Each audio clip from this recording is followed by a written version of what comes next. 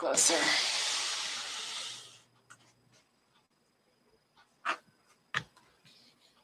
Okay, testing. Can anyone hear me?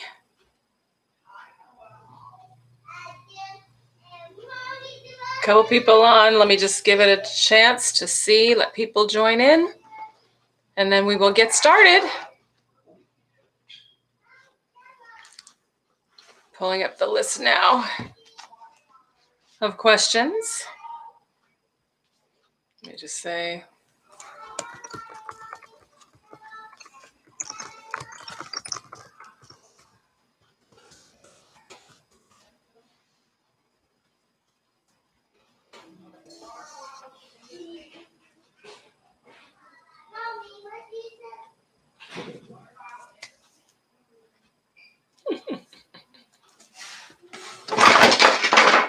Oops.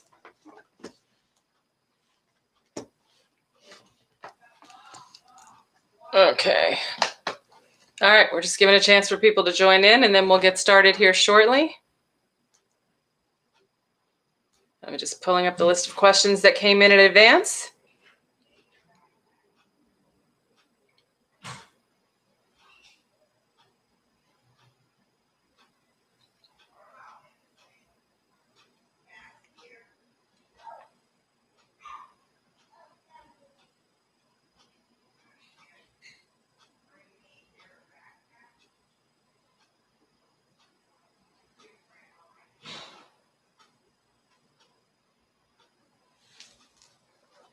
Okay.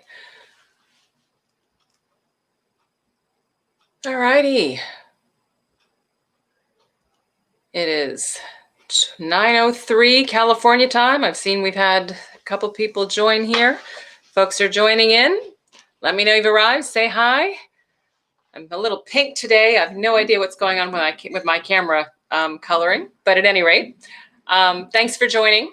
This is my Ask Me Anything session. I do these once a month, and it's my way of trying to make myself available. So if you have questions or thoughts, etc., and you want to just chat about it or get my perspective, feel free to join in. You can send me questions in advance, or you can always ask them in the chat as well. And as you can see, I'm wearing my Unapologetically Ambitious t-shirt. Just so people are aware, I have a book, Unapologetically Ambitious, Take Risks, Break Barriers, and Create Success on Your Own Terms.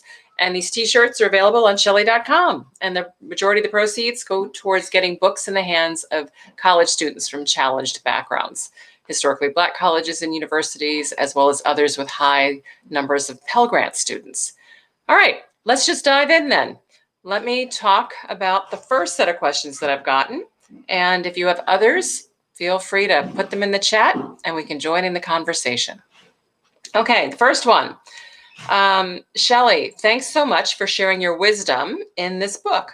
I'm reading this now and loving it. These are my questions.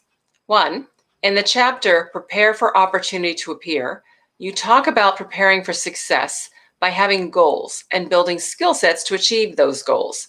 To some, this might appear to be a disorganized approach. How do you convince others, especially higher-ups, of the wisdom of the approach? And I'll take the second question in a minute.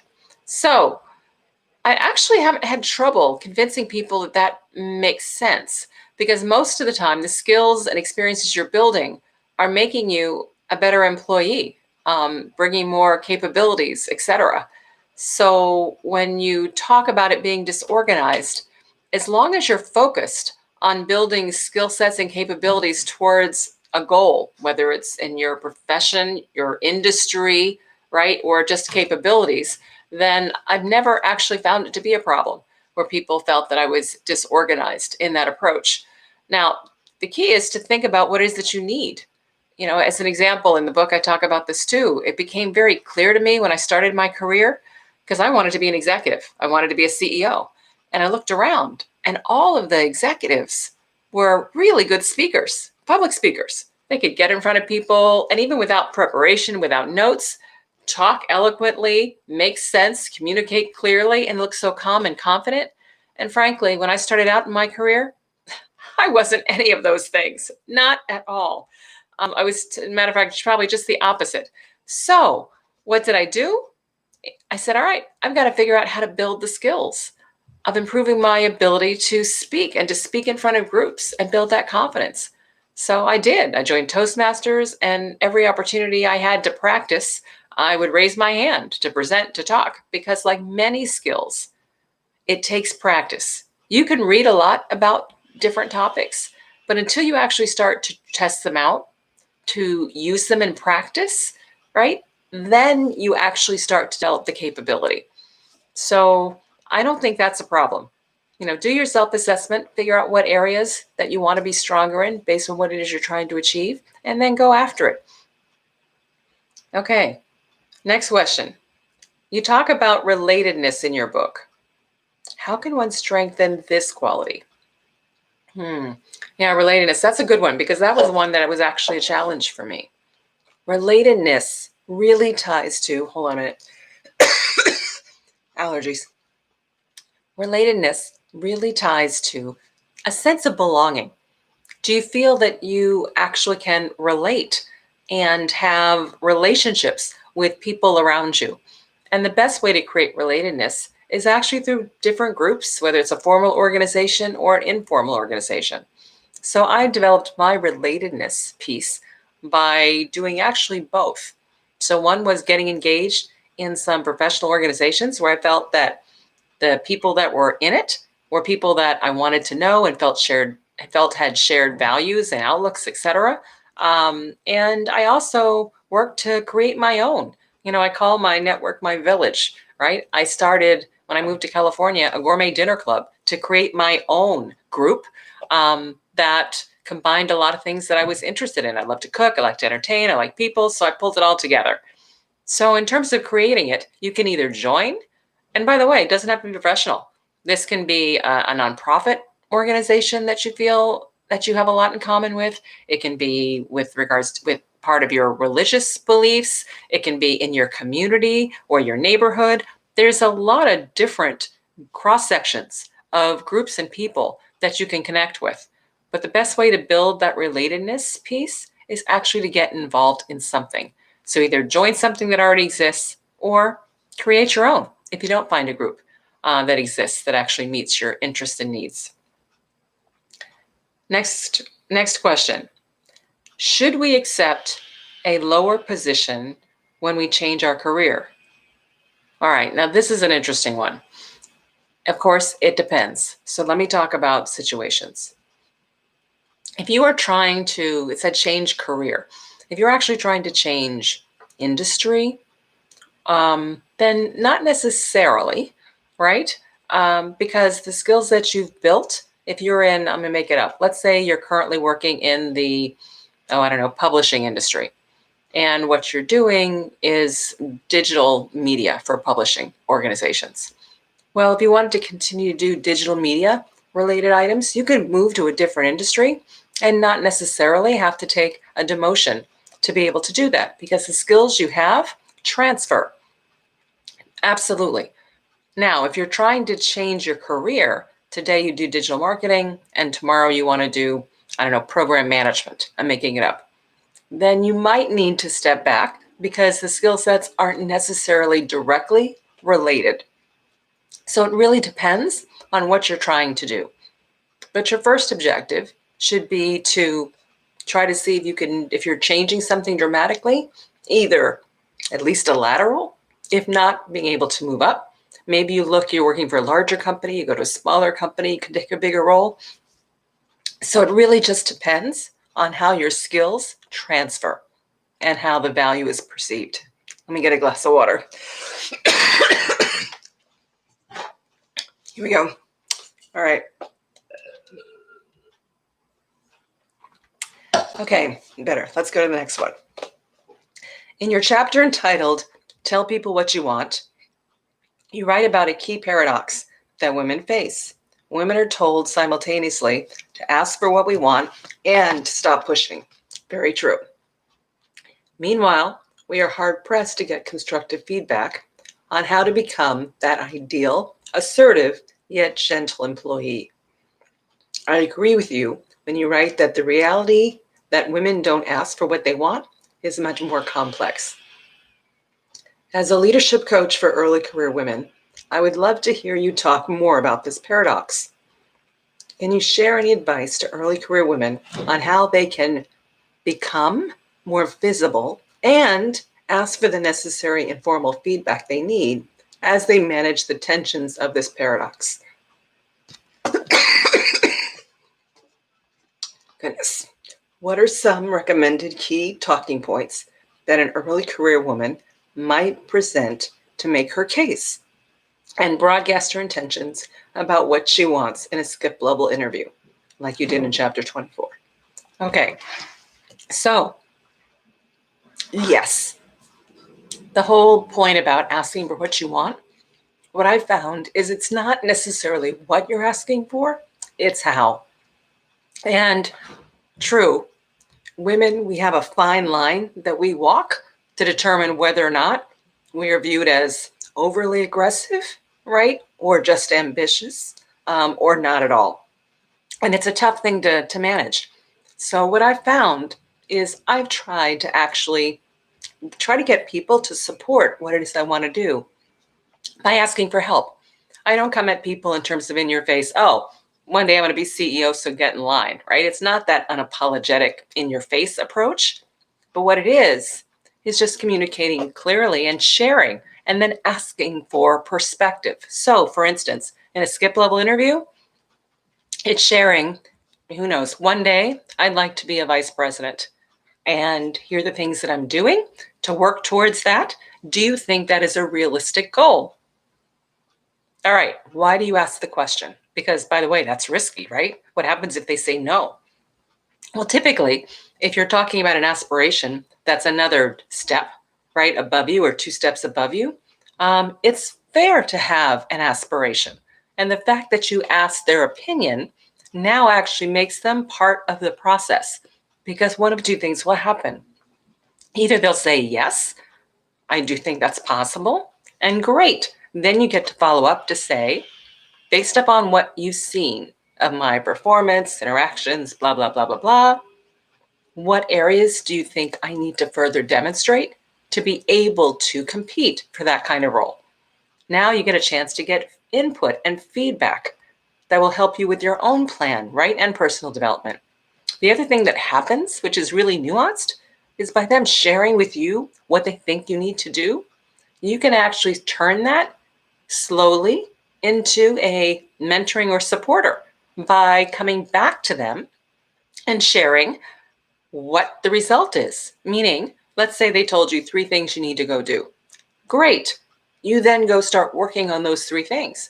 And in a few months, you drop a note and say, thanks again for the conversation, for the feedback. Here are the steps that I'm taking to accomplish the 3 things that you suggested.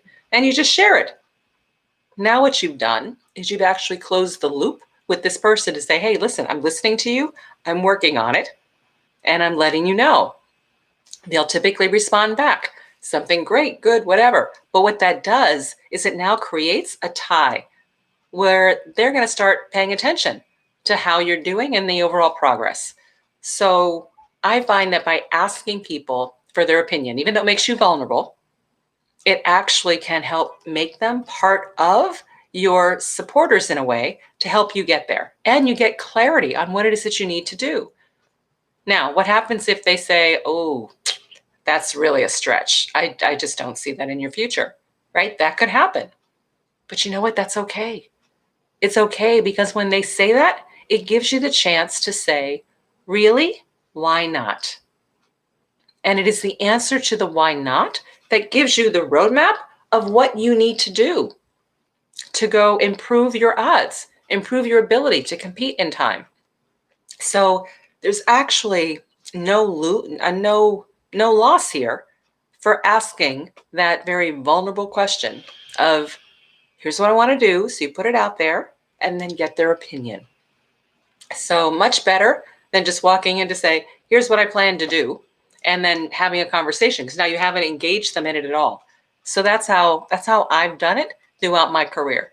I share it for sure, and then I get people's feedback and opinion. And then I take that to help me now work on things.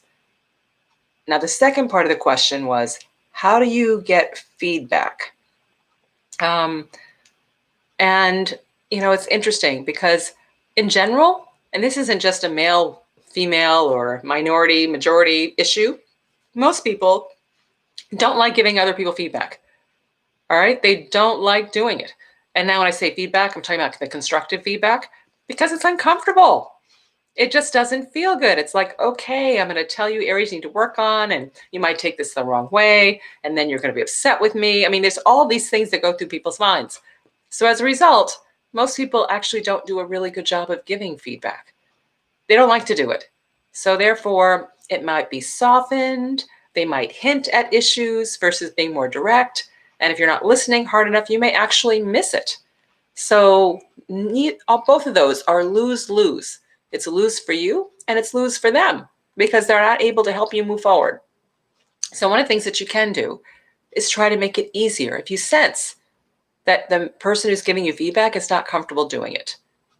And how do you sense that? Well, one, if you feel like you're not getting any, that tells you, because trust me, we all have areas that we can work on to be better. Second, if when you do get feedback, it seems very surface, not something that you can really, put your teeth into and understand and really go work on, that's another sign. So if either of those things are happening, here's how to make it easier for the manager or whoever's giving your feedback to give you the feedback. You ask for it in a way that they feel like they're not criticizing you. So you can come forward to say, I'll make it up, I'm trying to improve I'll go back to my presentation skills. I would love your thoughts on what I could do to do an even better job. All right, now you gracefully said, hey, help me improve, but you haven't set it up so they're telling you, right, bad news. Or, don't wait for just those formal times when you have the once a year sessions. Throughout, you can ask feedback on very specific things. If you do make it up, a monthly report that goes out to a wide distribution, the next time you send out a report, right, you can check in with your supervisor, manager, whatever, just to say, hey, I sent out the report. Is there anything I could do to make that even more effective? Right? There's ways to get feedback by just asking for it specifically. When you ask specifically, it's easier for people to answer. When you ask generally to say, oh, I'd love to get some feedback on what I need to improve, that's harder because then people are thinking, oh my goodness, now I have to think about it and I've got to give you feedback in a way it's not going to hurt your feelings. And right, it's just much harder. So small chunks, make it specific, and try to make it easy. And that way I find people will actually give you feedback. Okay, next one. Would you please share your best strategies on becoming a corporate board member? Sure, but I'll tell you, I also have on my blog I think it was spring, so maybe March, April of this year, a post on how to get on a public board. So go listen to that. I think it was a video. Go listen to that, and I think that'll be helpful. But the number one, advice I have is treat it just like finding a job, because it is. And the first step is, okay, what are the requirements of the role? So you can totally go do research to find out what are the skills that corporate boards are really looking for today. And oh, by the way, that does evolve. So go look. And there's lots of companies, whether it's the accounting firms, the consulting firms, the search firms, they're always putting out reports and information on this. So it's easy to do your research. Do your research, understand what corporate boards are looking for, then do the self-assessment, just like you would in applying for a job. Okay, this is what they're looking for. This is what I've got. Is there a good match or not? If there's not, or there's areas that you think you need to improve or experience that you need, go get that, right? Build the plan. That's what I always talk about. Build a plan, go get it. And then once you believe you're ready, then communicate to everyone just like you would in finding a job. You want to do the networking, let people know that you know who are on boards, around boards. And when I say around boards, what I mean is there are a lot of people that work in and around boards of directors, beyond just the boards of directors, senior executives, accounting firms, law firms, et cetera. So look at that broad network. Also try to get introduced to the search firms. There are a number of search firms that focus on board placement. That's another way to help. Get engaged where you can in organizations like the NACD, where you don't actually have to be a corporate director to join. And then do the networking piece, just like you do when finding a job. So the key is to be intentional, right? Understand what the skill sets are, look at yours. If you're good to go, then go after it. If there are areas you need to improve, work on improving it, or getting skills that you need. And then just like any job, get out there, network, and put the word out. So there's more details that you can find in that posting that I did. All right, let me see if there's anything coming across. Nope. If you have questions, feel free to add them to the chat. Next one. It seems as it's always sunny in the CEO's office, meaning status reports received are mostly always green. How do you make certain your executive team is being efficient and effective? Besides revenue, what metrics do you look at? Really, really good question. As a matter of fact, for those that are really interested in this, there's a fantastic book. It's been around for a while. What's it called? It's about Alan Mulcahy, who was the CEO of Ford. He took over from Bill Ford and really turned Ford around. But he talked about the fact that his hardest challenge was when he got to Ford, and this company is struggling mightily. And yet every status report he got from all the execs was all green, to the questioner's point. So he had to work on changing the culture. Because bottom line is it really comes down to the culture of whether or not you show green, yellow, or red. If you believe that showing anything other than green is going to mean that you are at risk, you're either going to lose your job, you're going to lose your funding, you're going to lose something, then you're not. You're always going to show things green. But if you're in an environment in which people want to solve problems, right, and want to work together to make things happen, then you're going to show reds and yellows to say, hey, I have issues here and I need help, right? So when you talk about it, the first step is leadership, right, to make sure that people understand what the purpose of the status report is.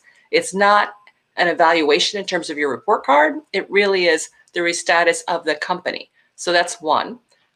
Two, what do you look at? You look at feedback on employee survey stuff to figure out how employees are feeling. You look at customer survey data to see how customers are feeling. Because if everything's green, but your customers aren't happy, or you have high churn, or all those indicators, then you've actually got a problem. If everything's all green and the employees aren't doing well, that's another problem. If everything's all green and yet your margins are going in the wrong direction, that's a problem. So there's lots of different data points, but they need to encompass, yes, the financials, but frankly, other data points that let you know about how the health of the business broadly is doing. What's your ability to attract talent, right? If you're having trouble attracting talent, does that mean that something's wrong in terms of how the company is perceived externally, right? All those things come together. So there's actually a broad set of information that can be used to really understand. But a lot of it is setting the tone at the top. Thank you, American Icon. That's it. Thank you very much. Bruce, appreciate the lookup. I read the book. I just couldn't remember the title. And by the way, if you are a leader or aspiring to be a senior leader, I highly recommend that book. It was really fascinating to see what he did, how he led. But anyway, I learned a lot. So I highly recommend that book. Okay. Next. So those are the main questions that I got in advance. So for folks on the line that are live, any questions you've got, please put them in the chat. And let me give you a second to do that. And while you're doing that, I'll just share again for those that have joined late or coming in.